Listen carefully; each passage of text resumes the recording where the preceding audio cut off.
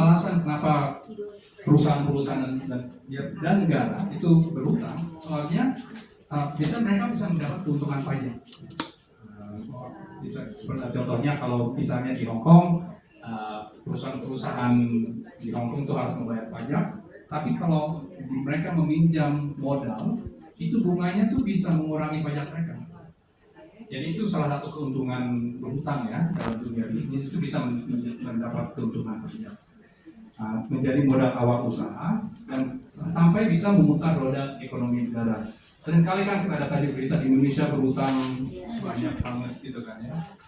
Itu sebenarnya jadi hutang nggak selamanya selalu buruk, bisa juga menjadi sesuatu yang positif buat ekonomi, memberikan modal usaha untuk membangun. Ya. Nah, pelajaran yang kita bisa ambil sebenarnya dari tahap yang tinggi itu, di mana negara atau korporasi atau perusahaan-perusahaan itu meminjam dan berhutang, itu mereka berhutang itu dengan perencanaan yang matang. Mereka sudah memikirkan kalau saya berhutang segini, bunga saya segini, saya harus putar modal ini kepada proyek-proyek yang berlaku keuntungan, dan keuntungan saya harus secara minimal itu menutup bunga itu. Jadi benar-benar suatu perencanaan yang matang sebelum jeblos itu, sebelum menyebur untuk mengambil.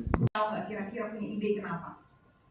Karena mungkin Mbak atau pengguna lainnya mulai cari di Google, mulai cari di Google pinjaman online, atau mungkin kita cuma ngobrol aja. Lalu perhatiin nggak kalau misalnya kita ngomongin salon ini deh, tiba-tiba setiap 5 story di Instagram muncul iklan salon. Sama seperti video ini, mereka punya ada teknologi di mana mereka membaca karakter pengguna ponsel, algoritmanya dibaca, dan itu orang itu cenderung ngeklik. Di saat kita ngeklik, kalau misalnya tadinya karakter pengguna cuma 5 poin yang dilihat, di saat kita ngeklik, kita sudah melihat karakter yang lain.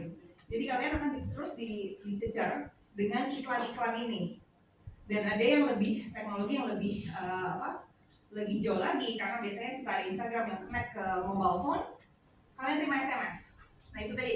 Dan karakter orang adalah terima SMS cenderung langsung klik. Nah kebetulan iya saya tadi lagi nyari pinjaman online, lagi ngobrol butuh duit, ada yang nawarin, klik deh. Dan kelemahan orang secara general sama kayak kita beli asuransi, semua persyaratannya kecil, siapa yang baca? Semua main tanda tangan aja di akhir. Nah itulah salah satu kunci mereka juga tadi kan, memainkan hati gitu ya. Kita cenderung tidak baca tuh poin-poinnya, nggak baca bunga hariannya berapa, nggak baca dendanya berapa, cuma pikir 10% aja gampang, padahal ada biaya-biaya lain yang tersembunyi, tidak terlihat, nggak terlihat. Mungkin nggak dibaca, pegawai minta nomor kontak darurat, itu juga mereka. Data calon nasabah terkoneksi ke server pinjam di luar negeri, ya kan? Dan terus dari data server pusat dikirim ke penanggung jawab di Indonesia. Dana pinjaman cair dipotong, biaya admin 30-40%. Jadi pinjam 10 juta, itu nggak dapat 10 juta, dapat 9, berapa gitu ya kan? Mungkin lebih kurang lagi. Jelang jatuh tempo, perusahaan pinjam mengirim SMS berisi total tagihan.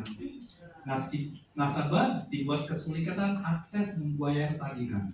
Jadi biarpun kita mau membayar tagihan, itu dibuat sama mereka, dipersulit. Soalnya kan lebih lama kita dalam ruang pinjam itu bagus buat mereka kan. Tagihan nasabah membengkak akibat bunga tinggi. Dan pegawai bagian desk collection melakukan penagihan ini yang kriteria segala akan datangkan. Jika tidak mempunyai dana, diarahkan meminjam ke pinjol lainnya. Jadi itu Putri pernah cerita sama saya, ada asisten rumah tangga kita itu mempunyai berapa titik pinjol?